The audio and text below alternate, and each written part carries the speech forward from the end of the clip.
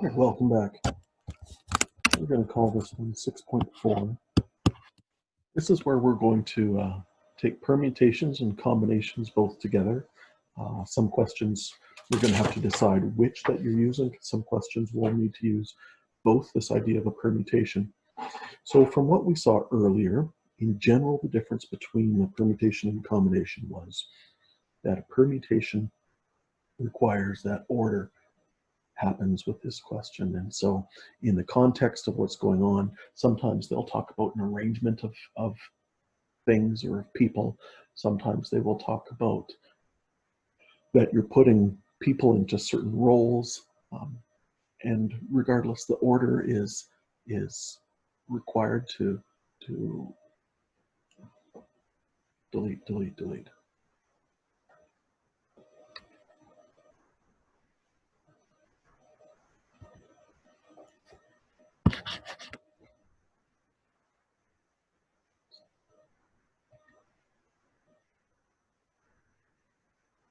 All right, here's our next section. This is, we're going to call this 6.4 is permutations and combination.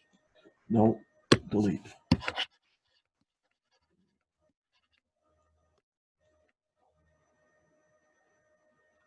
All right, here's our next attempt. No.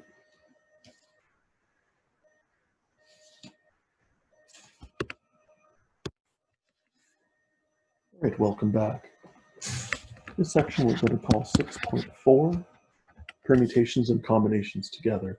So in these questions, you're either going to be using a permutation or a combination or possibly both of them together, but regardless, you're going to usually have to decide which you're going to be needing to employ here. Is this context permutation or is it a combination?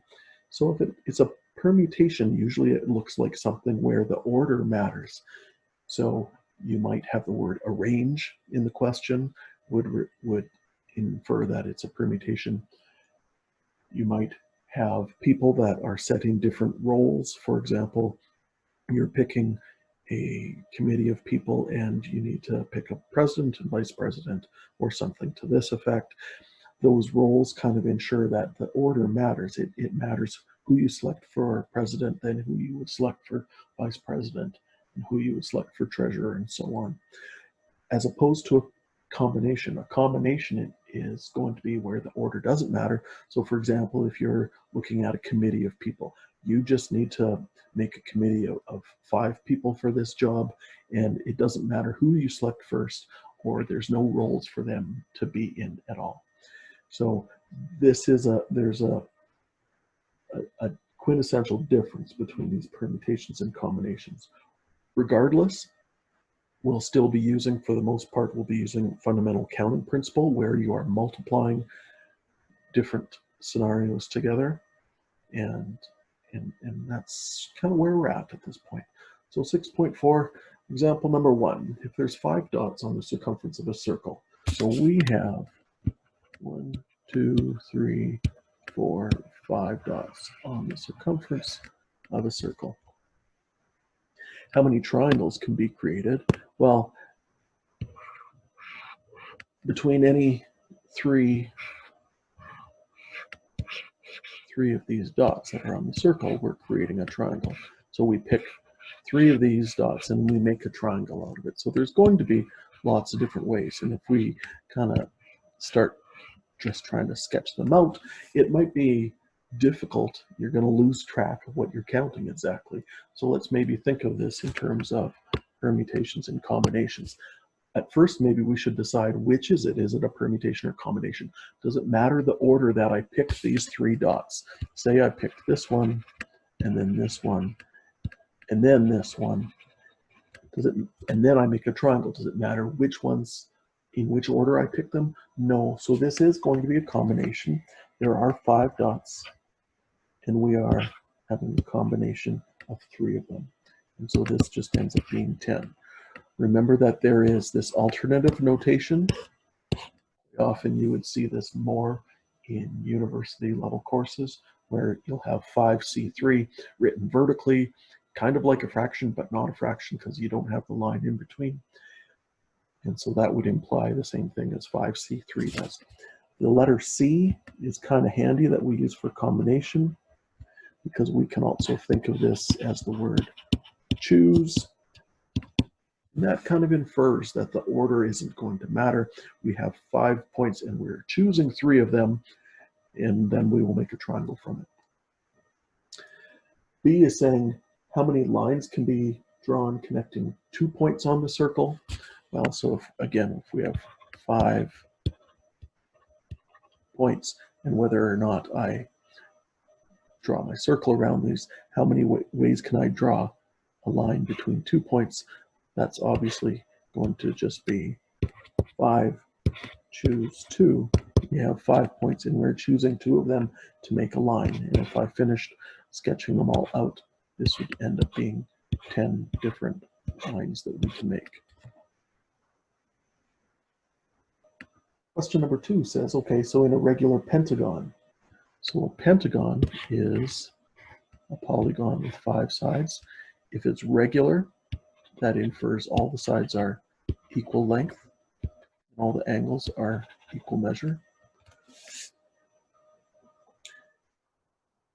How many lines can be drawn connecting 2 points on your pentagon, including the sides of the pentagon?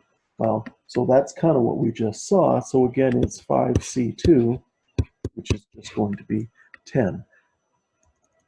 Now, the reason that we're kind of going through this in baby steps is now it asks in B is how many of those lines are diagonals. So if we're just interested in the diagonals of a pentagon, it's going to be essentially all of the ways that we can connect 2 of those points without the edges of the pentagon. So we're not including those edges of the pentagon. So if we have 5 diagonals, then we could write this as 5C2, which represents all of the lines that connect 2 points, subtract the 5 that are the outer edge of the pentagon, leaves us with 5 diagonals. If we want a formula,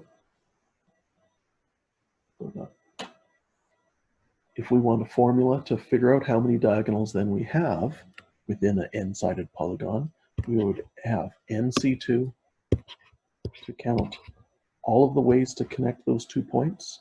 And if we subtract the number of sides of this polygon, which ends up being n, this would be a formula for how many diagonals we have in an n-sided polygon. If we put this to use and think, okay, so if I have a 3-sided polygon, otherwise known as a triangle, this would be 3C2 subtract 3, which will end up being 3C2 will end up being 3, subtract 3 ends up being equal to 0 diagonals, which makes some sense. If we have a 4-sided figure, this would be 4C2 subtract 4, 6 minus 4 equals 2, which describes that we have 2 diagonals in a 4-sided figure like this. If our polygon has 54 diagonals, we can go about this the other way, and we can say if we don't know what n is, nc2 minus n, if that's equal to 54, we can do this algebraically as well. Remember that nc2 is just n factorial over n minus 2 factorial times 2 factorial, subtracting n still equals to 54 still. The first thing that I'm wanting to do is multiplying each term by that 2 factorial. So I'll have minus 2 factorial, which is just minus 2, n. Here I'll have 108. And then back over here, let's expand the numerator out. Remember, this ended up being n times all the numbers less than it. So the next number less would be n minus 1. The next number less would be n minus 2. And I could keep going on with that, except that n minus 2 factorial is in the denominator. So I put a cap on that in the numerator, I call that n minus 2 factorial is that last factor, and that will divide out with this.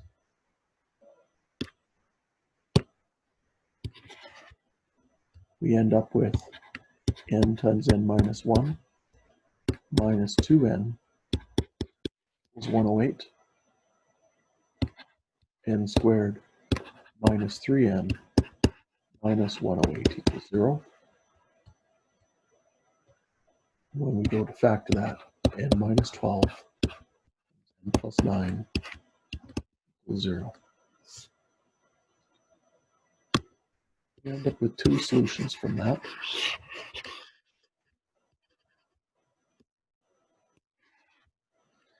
N is equal to 12. N is equal to negative 9 is extraneous.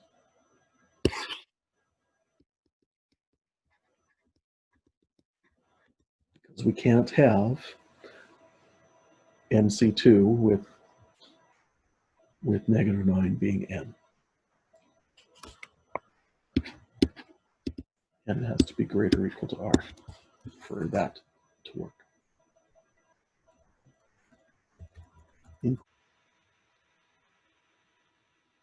So in question number 4, in how many ways can you select one or more of 12 different candies? So there's a few different ways that we can look at this. We can look at this with combinations and we can figure, okay, so there's 12 candies and perhaps I'm going to choose one. Or perhaps there's 12 candies, I'm going to choose 2 of them. Or perhaps there's 12, I'm going to choose 3 of them, so on. And we would do this and calculate all of these all the way up to 12C12. We could do that and add them together. That's because in how many ways can you select one or more? That is using terminology at least. We're having at least one candy. And when we were looking at this early, we were deciding that if this is too arduous to calculate, if there's too many steps in doing this, maybe there's a better way of doing this. And a better way of doing this is to be using complement. In the complement is what happens if it doesn't happen this way. If you don't select one or more of 12 different candies. And their complement of selecting, not selecting one or more of 12 different candies is selecting no candies. And so our complement being selecting no candies ends up being the total number of ways that we could select them and subtracting one.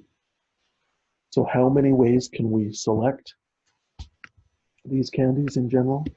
Well, if we look at it like this, if we look at it as choices, and for that first candy, you have 2 choices. The second candy, you also have 2 choices. Do you take it or not? Third candy, do you select it or not? Fourth candy, do you select it or not? And all of this together ends up being 2 to the 12. That would be the total number of different ways of whether we're selecting 12 different candies or not. And then subtract the complement. The complement is if we don't have any candies. And how many ways can we select no candies? How many of all of these possibilities will be no candies? Just one. And so it's 12, 2 to the 12 minus 1. It's 4,095. So we could do this simple calculation. It would be the same if we added all of these together. If you did that on your calculator, 12 times, we're going to add it all up and it ends up being 4,095.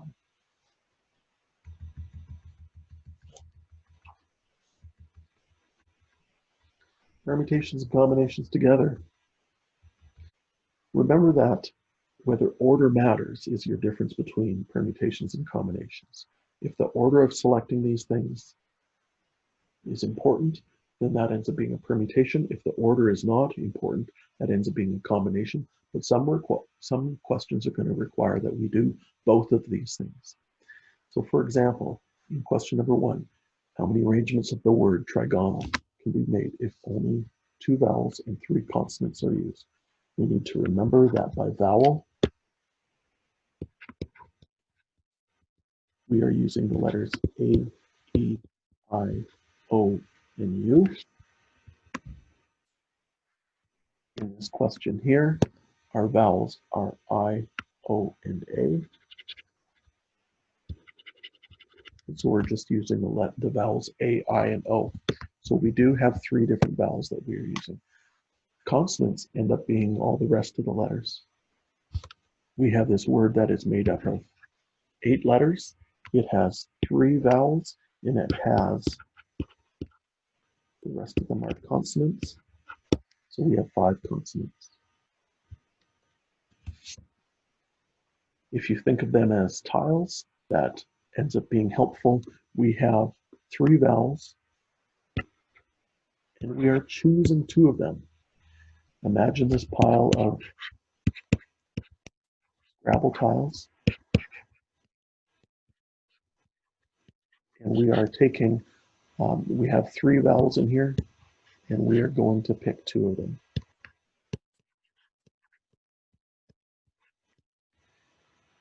Does the order matter that we're going to take these out of the pile yet? No, the order doesn't matter yet, and so this is just 3C2. There's 3 vowels there, I'm going to choose 2 of them. There are 5 consonants there, and I'm going to choose 3 of them. Now that I have my 5 letters, how many arrangements of those letters can we make? Well, now I have 5 letters in my hand, and I'm going to permute all 5 of them. So this is my vowels, selecting my vowels. This is my consonants, selecting my consonants from the pile. And once I've done that, now I will permute them. Now I'm going to arrange all 5 of them. Multiplying these together, because I'm doing this first step, and then I'm doing the next step, and then I'm doing the third step. The word "and" often infers that we are going to be multiplying these pieces together. So by fundamental counting principle, this ends up being 3,600.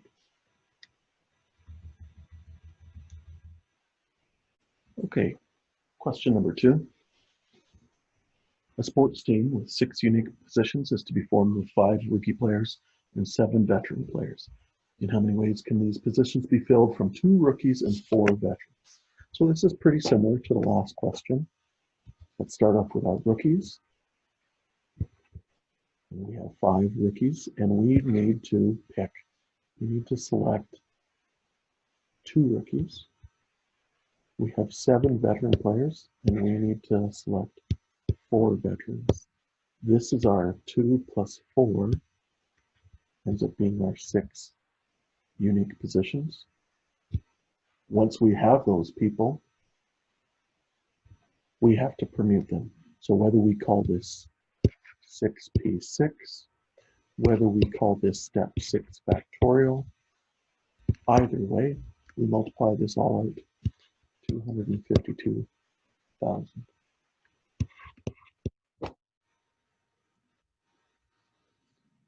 Number 3.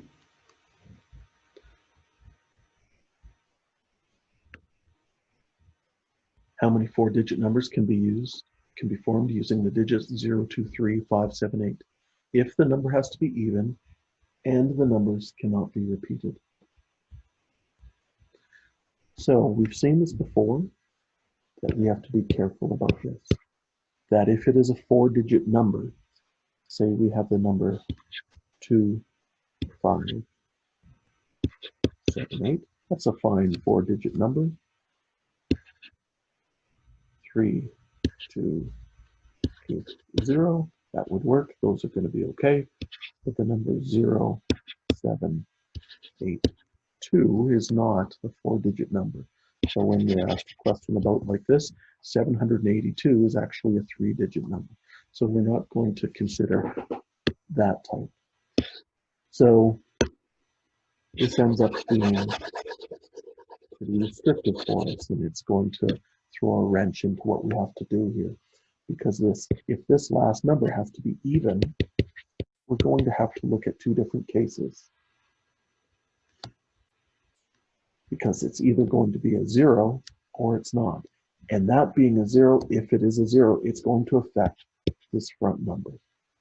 And so let's look at two different cases of this happening. So we look at the case where it's a 2 or an 8. And we have two choices for this. Once we have two choices for that one, once we've selected either 2 or 8 for that last digit, how many choices do we have for our first number? Well, it can't equal 0, nor can it equal the number that we've already selected for the back. So if we had 6 digits to select from at the start, once we did this, now we have 5, but we can't have a 0 here. So this has 4 choices. Once we've selected those two numbers, now we have no restrictions left for the inside numbers. Now this next number ends up being 4 choices, and then 3 choices, and we're going to multiply those together. Now, either our number is going to end in a 2 or an 8, or it's going to end in a 0. That word "or" infers that we are going to add these two cases together. There's two scenarios that can happen here. Either it ends in a 2 and 8, or 2 or 8, or it ends in a 0. Notice that I said that it ends in a 2 or an 8. We could do the case of it ending in a 2, do the case of it ending in an 8, and we could separate that into, if that's a 2, there's only one choice there. If that's an 8, there's only one choice there. We could do that, and that would add to this 4, 4, 3, 2. Most likely we will look at the case of it being a 2 or 8, and then separately now we'll look at the case that this is a 0, or if this is a 0. Now if we have a 0 here, there's only one choice for that back end number. But now we've selected that to be a 0. We have the other 5 digits to choose from to be our leading number, and then 4, and then 3. If we multiply these out, these end up being 60 plus 96. Together is 156 different numbers that we could do. And that's it for now. So if you have any questions, please let me know.